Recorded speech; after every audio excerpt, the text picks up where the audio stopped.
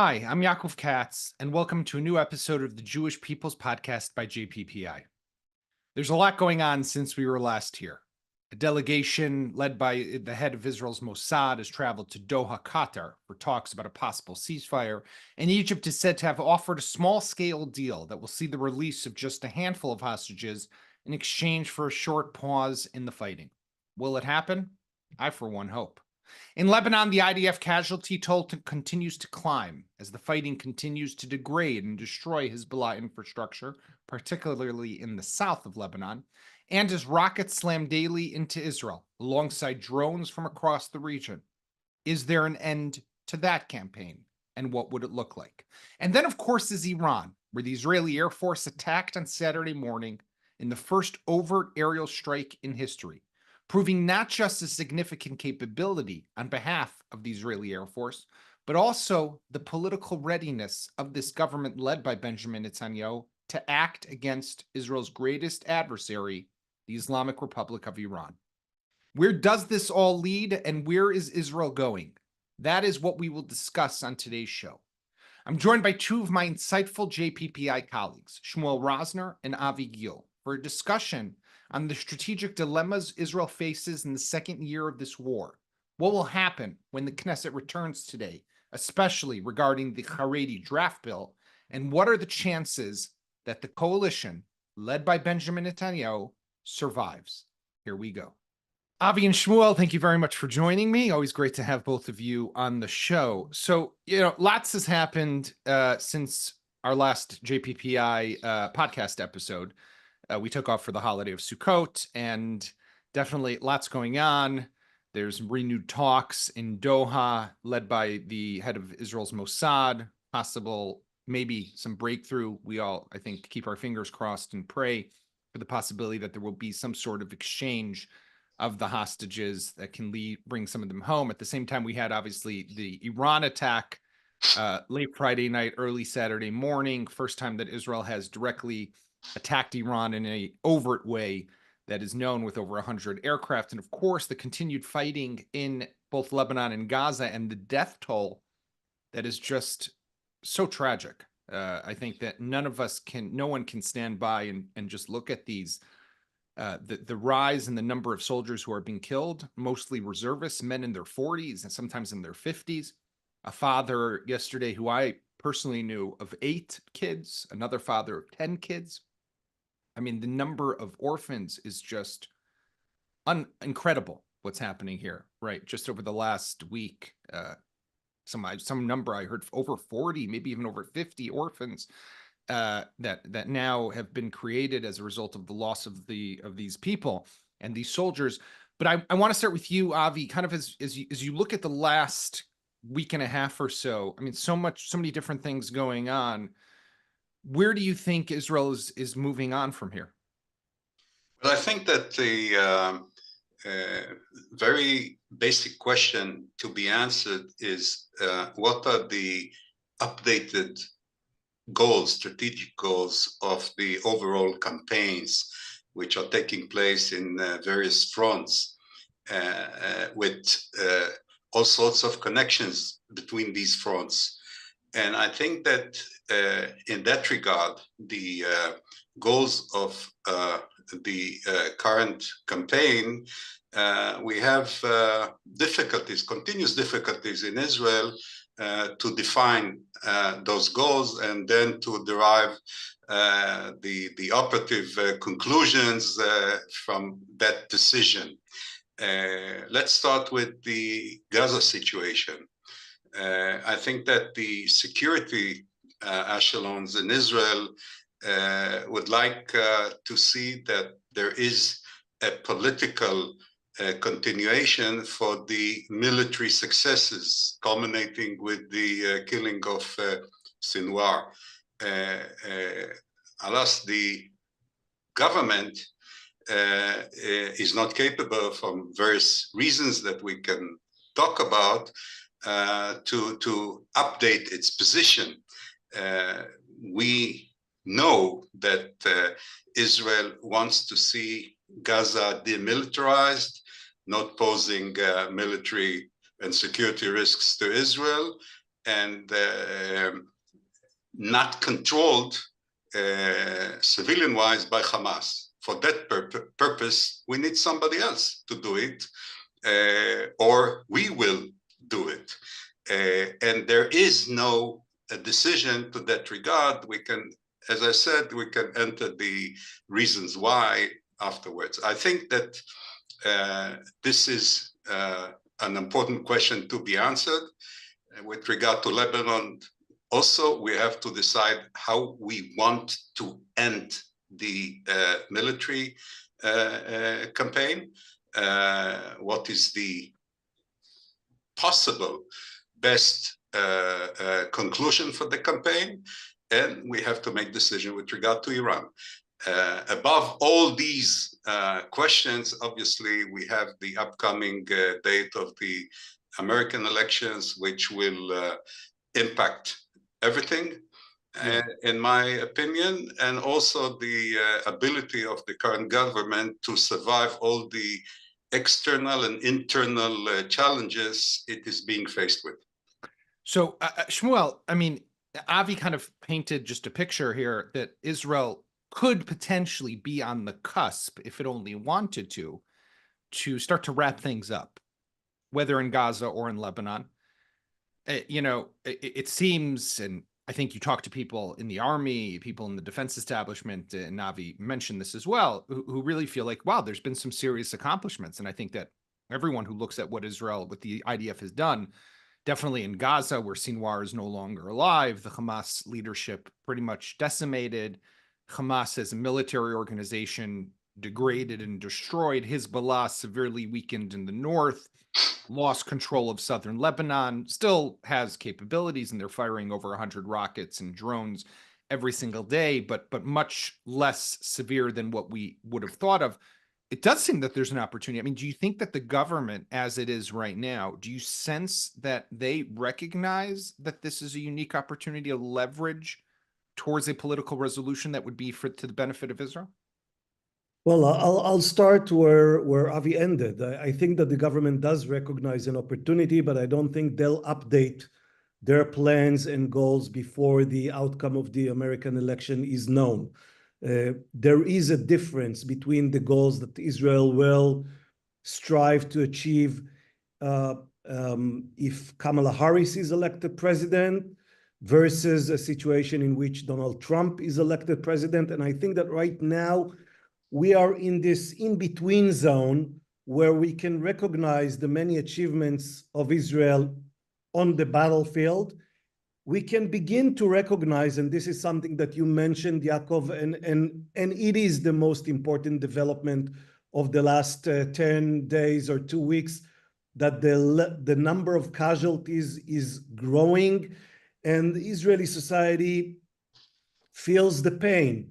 It is on the one hand heartbreaking to see these reservists fall in Lebanon, sacrifice their lives for the security of Israel. And on the other hand, there is something that is almost, I want to be careful with words here, but it's almost exhilarating to see Israeli society determined, ready to sacrifice, ready to accept the high cost that it must pay for its security. So we see both sides of this coin.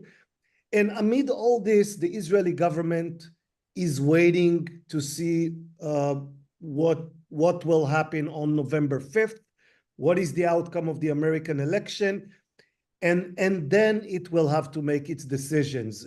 Again, there's a difference between a Harris government, a Harris administration, and a Trump administration.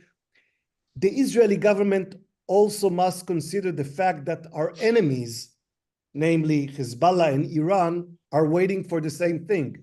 The calculations of the Iranian leadership will be different if they face a Harris or a Trump administration. So all the parties in this grand game of strategy are waiting for something that is yet to be determined. And in the meantime, the fighting continues. And this is I assume that this is what we are about to see for the next 10 days. I'd be surprised to see any political breakthrough before the time of the US election. But even, I mean, even if we put aside the US election, which I totally understand how important and pivotal that is, because one way or the other will definitely have its pressures, you know, on Israel. For example, I've thought that if, for example, Trump wins, that's a card that Netanyahu could use with Ben Gvir and Smotrich in his government to potentially say to them, listen, guys, we should actually go for an end to the war because we're going to get great benefit from Trump. And if it's the opposite, if Harris wins, he says to them, listen, guys, we got to end the war now because we're about to get clobbered by a Harris administration. So we got to start to, you know, pick up what we can win and then hunker down. But at the same time, we can't ignore the fact that there are the political interests also here in Israel, right? I mean, Avi, do you think you know Netanyahu? You've had some time with the guy over the years. Do you see any indication that he wants to genuinely end the war? Well, the war supposed to be ended someday, and maybe we should term it as a cycle, because it will not end the wars Israel is engaged with forever, unfortunately. I think that Netanyahu's calculation, they are comprised of all sorts of personal issues, but also obviously of strategic issues. And his calculations are not independent, are not free from the American potential dictate and pressure. And one has to understand that the day after the election in America, no matter who wins, there is a 2.5-month period up to the entrance of the new presidents to the White House.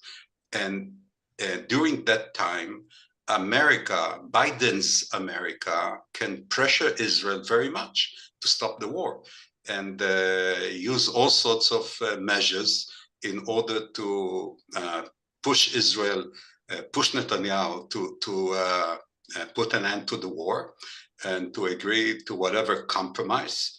And we have to understand that that period, the morning after the elections, is very important. And what do you say, Shmuel, just on that point of, you know, the overall appetite here, but besides for the elections for a moment? Well, look, Netanyahu would like to end the war on his terms. Well, you know, does he want to end the war? Of course he does, but he wants to end it when Israel is winning. And amid all the talk about Netanyahu's political calculations, and there's no doubt that there is political pressure and coalition, the structure of the coalition limits him in all sorts of ways. We must remember that there is also the other side. For Netanyahu to end the war, he needs to be able to achieve some kind of compromise or agreement with Hamas or with the Palestinian Authority or with the Arab nations in the region or with the international community or with Hezbollah or with the government of Lebanon. I'm not sure that I see the other side ready to accept an end to the war that will be sufficiently, you know, that will be sufficient for Israel. You cannot send Israeli residents back to the north without achieving something in Lebanon that will give them the confidence that they can go back safely to their homes. So either you say, I'm going to keep the IDF inside Lebanon to protect southern Lebanon, or you're going to achieve some kind of political resolution that is satisfying for these residents and can convince them that they can go back to their homes. Right. Whether Netanyahu is ready for such compromise, that's one question. But we also have to ask the same question about Hezbollah and about Iran. Are they ready to an agreement that will be sufficiently satisfying for Israel and for the Israeli public? And Well, since the Israeli public is sacrificing a lot in this war, it will not be easy for Netanyahu to sell us, the public, a resolution that is, only half baked. We sacrificed. We want something that will be, again, that will worth have the longer price. shelf life. But I would Exactly. just say that he's had successes that he could have leveraged if he wanted to. Sinwar, Nasrallah. I mean, there have been some successes that he's had the opportunity to leverage, and he hasn't decided necessarily to leverage that and start to move. Not that, again, I totally agree with you. It takes two to tango, and you need somebody on the other side, and we don't have that. We don't have the right deal yet in the north.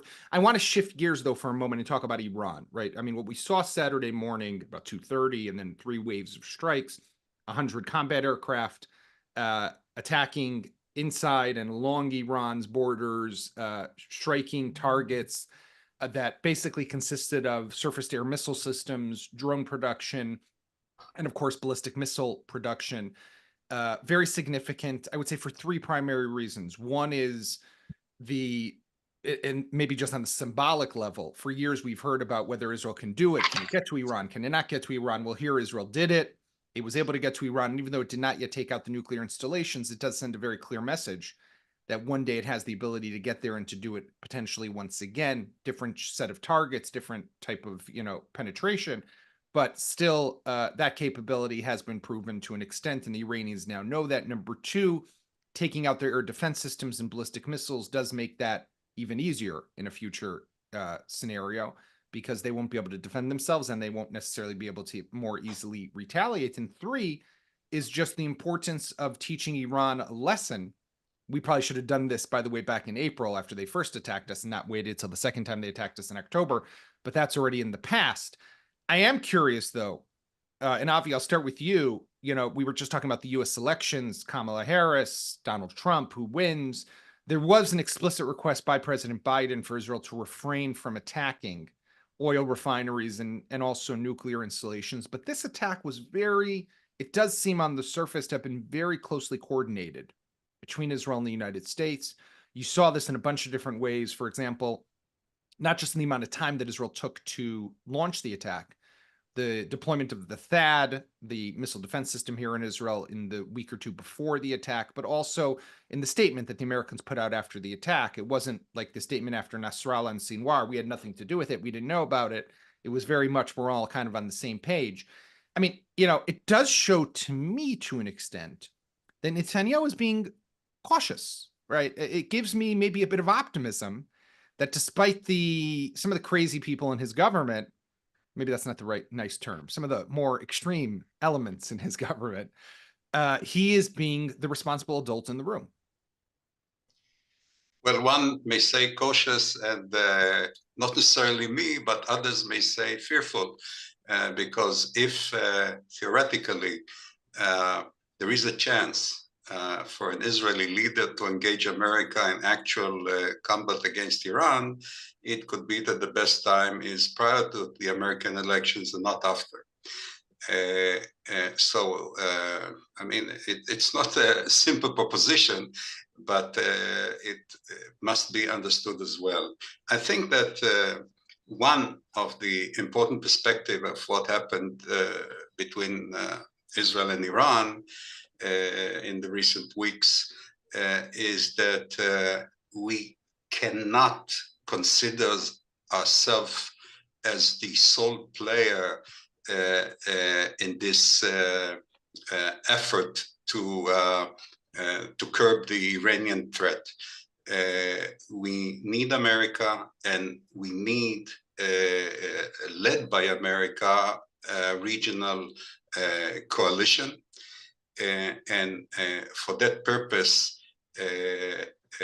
we should lower our, I would say, expectations that we alone can deal with the Iranian threat, which is not only the question of the nuclear issue, it's also the question of Iranian activities in the region and the fact that they are succeeded in surrounding Israel with their proxies.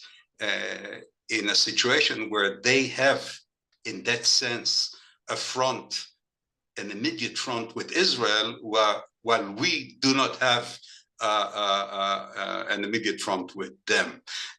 So the whole issue of Iran needs a strategic update where we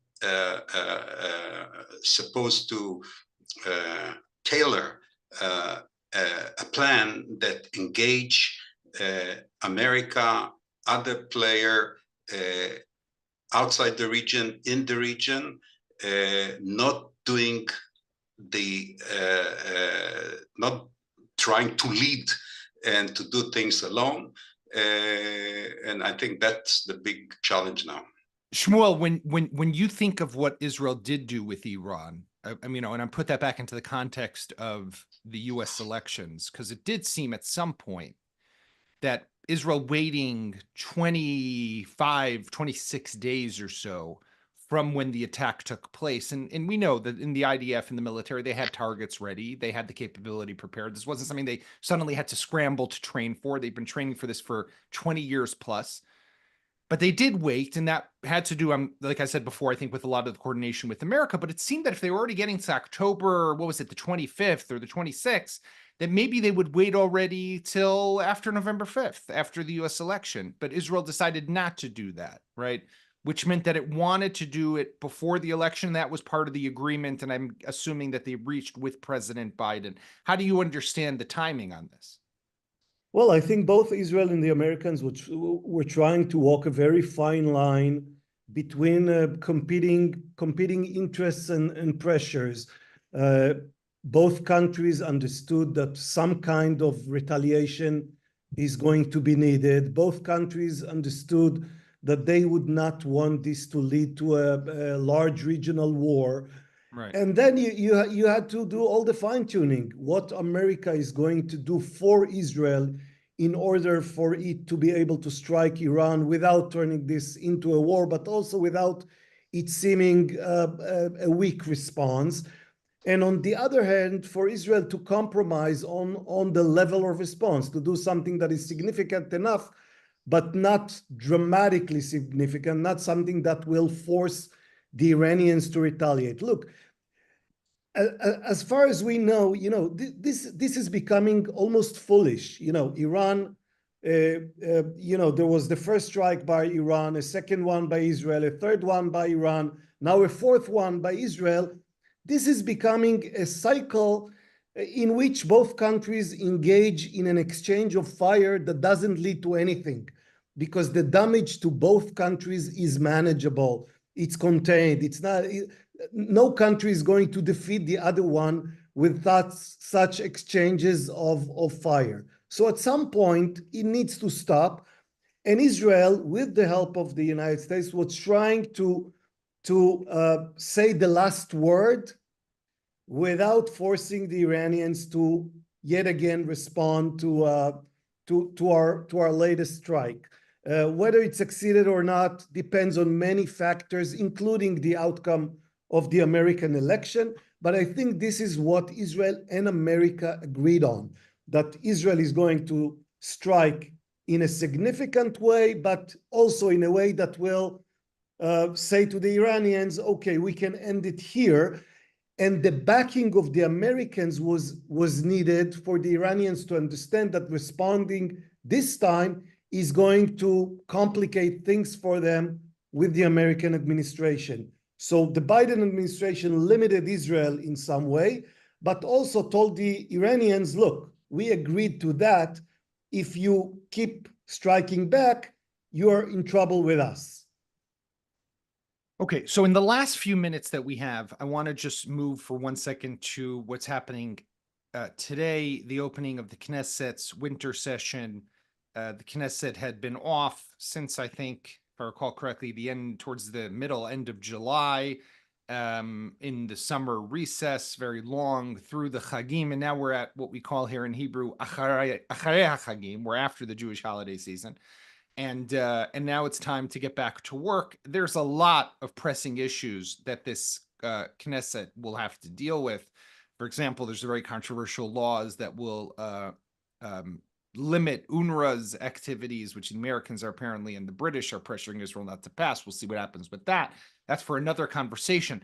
But the law that has really got the country up in arms is the one that is the Haredi parties, the ultra-Orthodox parties, are demanding be passed immediately before even the state budget is passed, which also has to be passed quite soon. And that is the draft exemption law for the ultra-Orthodox men and women who are already exempt. But men, there's about 60, 70,000 who fall into that age group. And the High Court of Justice has instructed the government and the Knesset that they need to pass the law because there is not one on the books right now. And the ultra-Orthodox, of course, want one that gives them a blanket exemption. As I mentioned earlier, with the death toll rising and the price being unbearable, and people like Avi Moyal, who was killed, Shaul Moyal, sorry, who was killed, the father of 10, Rabbi Avi Goldberg, the rabbi of a high school in Jerusalem, father of 8. I mean, people in their 40s who are going into fighting in Lebanon and in Gaza is really a consequence of the fact that the IDF is short on soldiers. And you hear this from everyone. I mean, we're short on munitions, we're short on equipment, but we're definitely short on soldiers. And there is a solution here, and that is drafting the ultra-Orthodox. Now, it's pretty simple when you think about it, really, at least when I think about it. These are people, they benefit from the state, they live here, they're citizens, they have to carry the burden like the other people. Of course, it's always going to be much more complicated with politics engaged here. I mean, I want to get both of your feelings here. My blood boils when I think about this issue. It drives me crazy. And, everything else we spoke about, Hamas, Hezbollah, Iran, to me, I'm like, we'll deal with it. We're going to be okay. I mean, we're going to defeat these guys. It might take longer. There might be a political resolution we could do faster and leverage accomplishments in the war. But this is stuff that we're doing to ourselves. It's just insane when I think about it. So I want to get kind of both of your feedback on this. I mean, and Avi, maybe just to start us off, like, do you really think that Bibi is going to go through with this? It's a disgrace. Well, in terms of the coalition power to sustain itself, it's actually got stronger following the Gideon Saar's entrance to the coalition. So on the face of it, one may say, yes, he will be able to survive. But I think that there is something which I have difficulties to understand. And this is the place of the wives and mothers of the Israeli the Israeli soldiers who are serving in reserves, and that Israeli soldiers who are serving their mandatory terms. Where are they? And I think that I don't have a good answer to this question, where are they? But I think that we may be surprised that we'll see them not as a result of a process that can be noticed very clearly, but it will happen one morning, and the country will be different that we have experienced until now, where we'll see mothers and wives having an impact on the ways of this government. I would hope. I mean, Shmuel, you look more at the analytics, the coalition, the politics of it.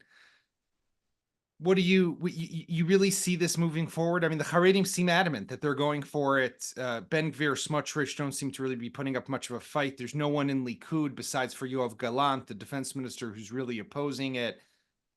I mean, this and really, when you think about it, it goes against what Likud voters want, right? Because they are actually serving, but Bibi doesn't seem to be stopping. There's one key community that is going to determine whether this law passes or not, and that's the Dati community, the voters of the religious Zionist party, the community that is serving in very high numbers, that is sacrificing more than all other communities in Israel. You just mentioned two rabbis that died in recent days. So this community presents the option of being both a person who studies Torah and is a Torah scholar and is a rabbi, but also fights for the country. For this community, or what happens in this community in recent days, possibly weeks, but mostly in recent days, is quite astonishing. There is an internal debate within the community, and I think that that there is a good chance that members of this community are going to say enough. Now, of course, the issue is always an issue of prioritizing.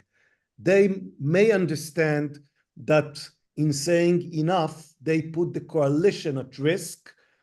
And on the other hand, as Avi mentioned, it will be difficult for many of them to look in the eyes of the mothers and the wives of reservists, and in the eyes of the many orphans that you mentioned, and tell them, yes, we are going, for the sake of preserving a coalition, we are going to yet again give a whole bunch of young people who are fit to fight, we are going to give them exemption, while your brothers and fathers, and in some cases sisters, are going to the battlefield. So this community holds the key, and what I've seen in recent days gives me hope that Netanyahu will not be able to pass the legislation that unfortunately I think he wants to pass. I think that Netanyahu in this case is quite cynical. He wants to preserve the coalition, both for personal, but for other reasons as well. He believes that this is the right coalition at the right time in the right place, that he's the most important person, that he's the most capable person to lead Israel at war. So he will say, well, when I prioritize the different things, I prefer... This is a sacrifice I can make. Right. Exactly. I think that within the national religious community, many people, not everybody, that many people are no longer willing to accept such compromise. And thus, I'm not, even though the coalition does have the number of, supposedly they do have the number of votes necessary to pass legislation, I'm not sure that this time it is going to pass. Well, I mean, two quick comments, then I want to ask you guys one last short question. But one is, I do think that there needs to be a discussion here in Israel, and this won't be the time or place for it, of whether we should even be allowing fathers of so many kids into battle. I know it's kind of like, what's the term, a parakadosha, like a sacrilegious cow or something, that you don't talk about these types of issues. And I know that, of course, probably if you ask their kids, they would want their parents or fathers to go into battle. But there has to be a conversation whether the cost-benefit analysis, and not just from an economic perspective, but socially speaking, did we need a father of 10 to be killed and now have 10 orphans, which just the trauma that imposes on the 10 kids, of course. There's the economic element of it, but also just socially speaking, I don't know. I think it's just something I'm throwing out there. The second thing is just about the Haredi. I mean, this is the last question I want to ask you. Do you guys think that this will bring down the government, or the government will survive? Very quickly, Avi, and then Shmuel. Well, I happen to mistaken the prospects of the government in the first place. I didn't believe that it will survive 1 year after the massacre of October 7th, and I happened to be mistaken. So So you're cautious today. So I'm cautious, and I have to differentiate between my wishes and what would actually happen. So Shmuel? I wouldn't predict. Well, I made the same mistake Avi made. I thought that we will have election before the end of 2024, and we aren't going to have election before the end of the year. I do think that the ultra-Orthodox party are making a threat behind which there is not, they don't have much leverage. Yes, they can topple the coalition, but I don't see any prospective coalition in the future that under the current circumstances is going to give them more. If they entertain some, ideas about having a coalition led by Benny Gantz or Yair Lapid or Naftali Bennett that is going to give them more than the current coalition in terms of the draft law, I don't think that's in the cards. They can either say, okay, we are going to maintain this coalition and hope for a better time in which we can pass a better for us law, or they can, send Israel to a new election, and then they'll have to do the same thing anyhow, because no coalition is going to start a term under these circumstances and pass a draft law of the kind that they wish to have. So basically, no election anytime soon. I want to thank both Shmuel and Avi. Thank you very much for joining us, and to all our viewers and listeners, thank you for being with us on this episode. We'll be back on Thursday for another episode of the Jewish People's Podcast.